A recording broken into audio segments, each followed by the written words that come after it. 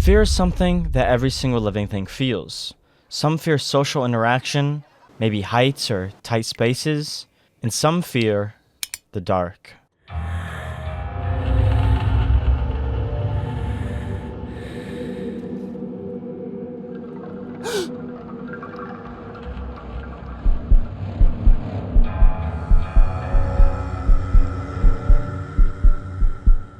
Amnesia: The Dark Descent is a game most people have probably played before, or at least heard of. I feel like most players didn't truly understand the horrors that they experienced, however. I think the majority were too scared of the atmosphere and creatures to really focus on what went down in this castle. If you already do know the story and understand the terror the Dark Descent holds, you should still stick around. You may gain some newfound appreciation from a new perspective.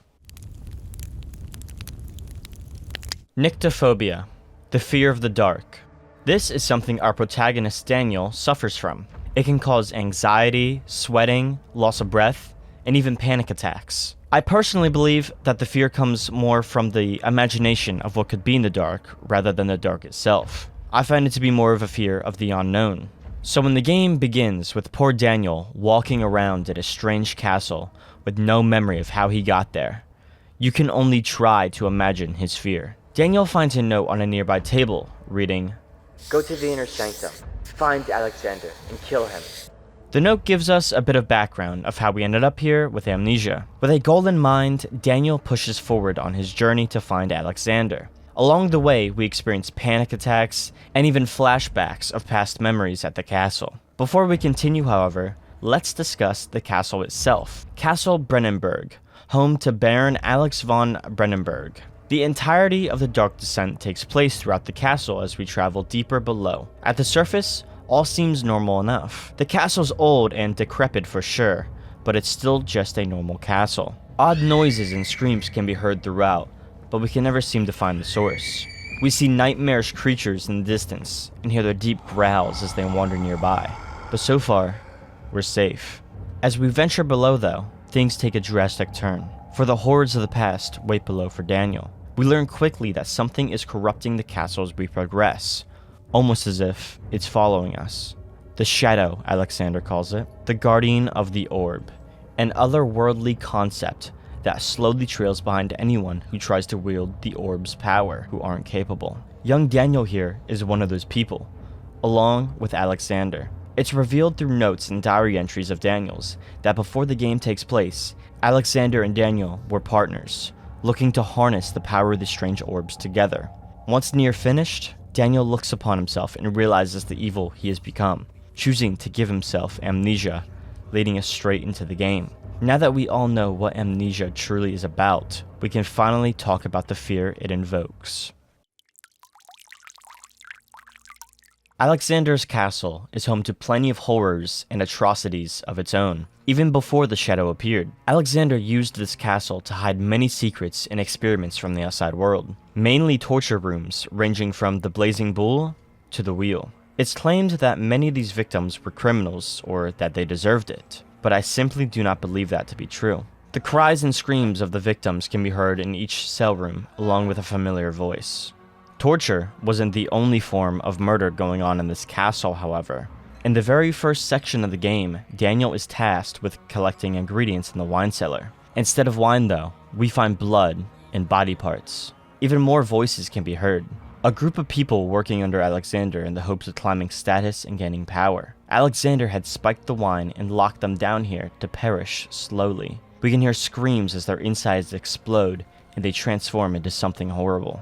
A note left behind tells Daniel the details of what went down here, terrifying and angering him beyond belief. Castle Brennenburg isn't just a massive dark castle, it's also one big puzzle for Daniel to solve. Not only has Alexander and his gatherers locked things away, but the Shadow has destroyed entire sections of the castle and continues to do so throughout the game, making simple things such as using an elevator take an hour to complete, which grants the game even more time to build tension and fear in both Daniel and the player. Below said elevator lies the depths of the castle. This is where the majority of the pain and evil took place.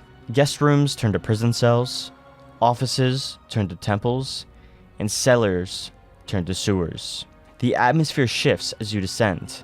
At the very bottom, you find a husk, chained against the wall, with the soul of a man named Agrippa trapped inside. Agrippa knows of Alexander's plans and wants to help you stop him, guiding you on 1. How to rebuild an orb, and 2. Free Agrippa's soul in order to send him back where he belongs.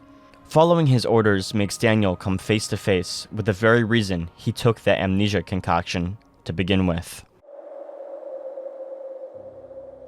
Daniel is a young British man, suspected to be around 18 to 24 years old. A dark childhood full of pain and suffering made Daniel into the man we get the pleasure to play as today. From the death of his younger sister to being locked in a dark basement, it's safe to say Daniel has some demons. This caused him to grow a bit of a temper early on in life, enough to strike his childhood bully with a rock. Time passes and eventually Daniel is studying under Professor Herbert and accompanies him on an expedition to Algeria. It's here where Daniel finds the orb and the shadow kills everyone accompanying him. With no other options, Daniel reaches out to everyone Professor Herbert knew, including Alexander. Alexander plans to protect and study the orb, but just tells Daniel that he wants to protect him. Daniel is reluctant at first, but soon enough, he agrees to help study the orb's power, leading them to insanity. Alexander mentored Daniel on various methods of torture and other horrible ways of murder, just to extract an essence called vitae from them. This took a toll on Daniel's mental state, but Alexander would comfort him by telling him that these were evil, cruel people that needed to be rid of. As I said earlier, this is implied to be a lie.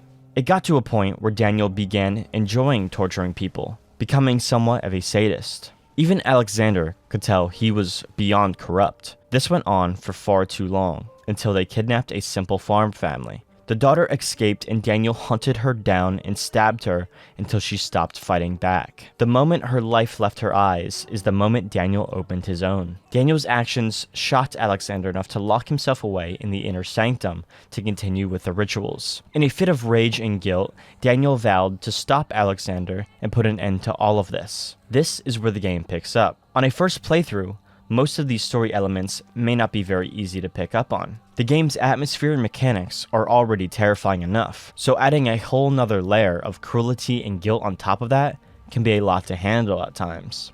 Even though Daniel took that amnesia potion in the hopes of forgetting, he still has to face every single atrocity he's done, all while in the thing he fears most, the dark.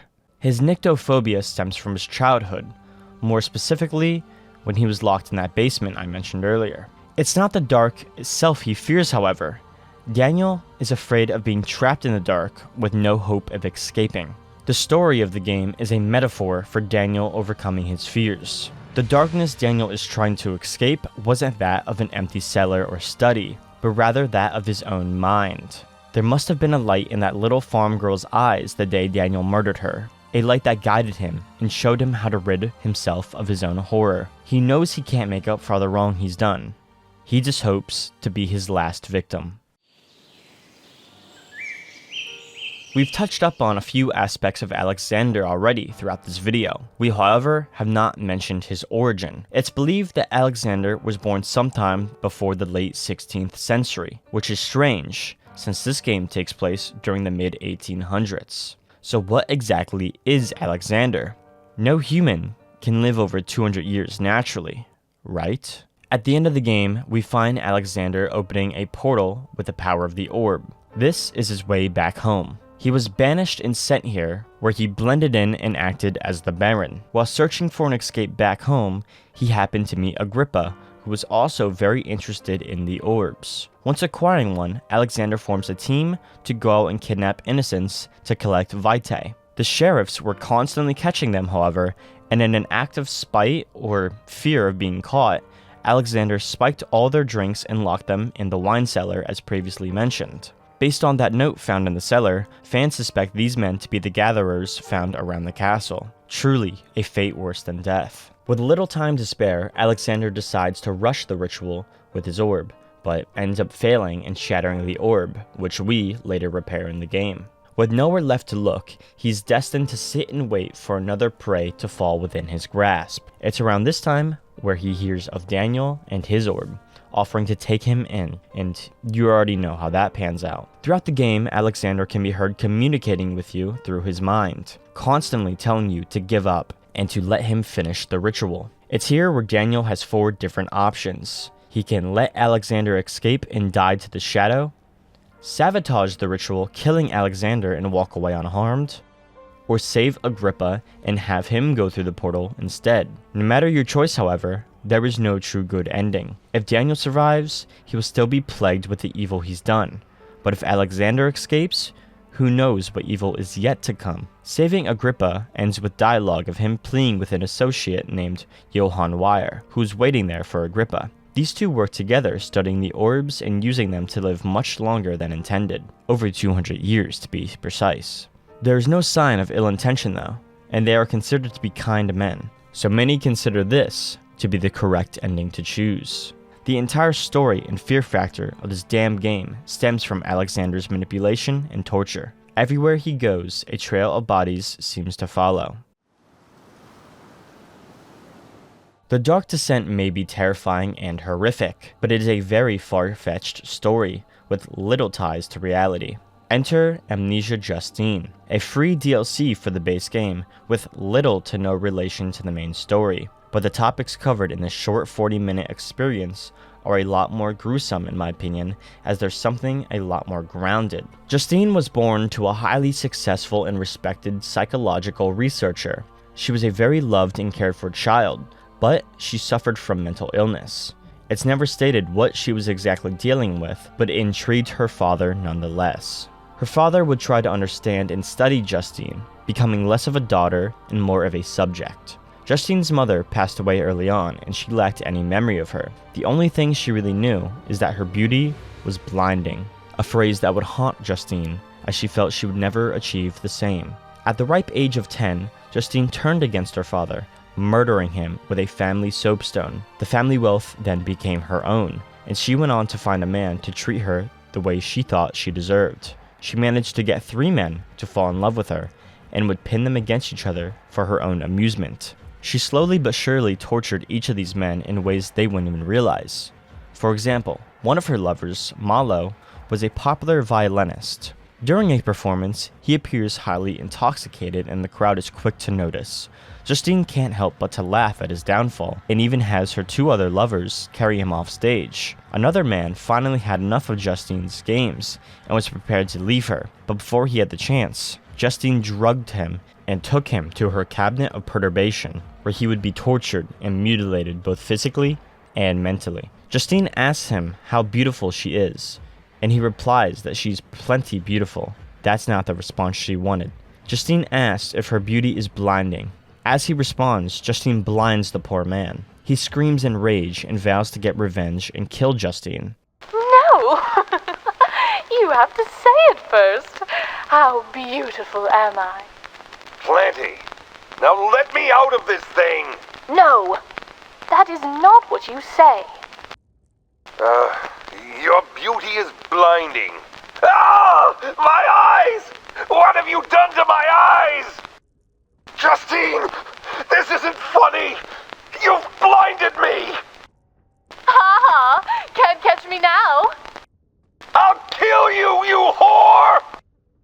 These 3 lovers of hers can be found in the game as the Suitors, showing on full display the horrible things Justine has put them through. The actual game has you play as a silent protagonist, traveling through Justine's cabinet of perturbation. Throughout the chamber, gramophones are found and speak directly towards you. This is Justine. She informs you of the situation and tells you how to escape. There are 3 total areas you must escape: the cell block, the library, and the dungeon, each with a prisoner you are tasked to kill. Doing so allows you to escape from the approaching suitor. There are ways to bypass this, however. If you search around the area enough and pick up on context clues, you can escape without murdering innocent good people. Reaching the end of the cabinet, you are met with a dead end. The walls around you start to close in as you lay down and accept death. As you close your eyes, the gramophone congratulates you on completing the test that you had made for yourself. You are Justine. You conducted this experiment to see if you were truly this evil by nature, or if you were made this way. You potentially killed and tortured many innocent men for personal research, and you hide it all behind a pretty face. The DLC ends with the suitors screaming to be let go and Justine ignoring them. She then goes upstairs to have a meeting with some noblemen who she intends to also lock down below. Justine is pure evil. Horror doesn't have to be a jump scare or simply getting chased around a map. While those are highly effective methods of raising somebody's heart rate, I find psychological horror to be much more effective. It lasts with the player or viewer longer and has a chance to deeply affect them. Great stories aren't always going to be thrown in the player's face. More often than not, they're told in the background for fans to dissect and to uncover for themselves. Something about the tone and characters of this game make it even scarier when playing, because while the atmosphere and game itself are already incredibly unsettling, knowing what happened gives us the full picture of what tragedies took place here. It makes us understand why we don't want to be alone in the dark. I've been Party, and thank you for watching. If you enjoyed this video, please don't forget to like and subscribe. It really means the world to me. Have a great night. Remember to light those lanterns.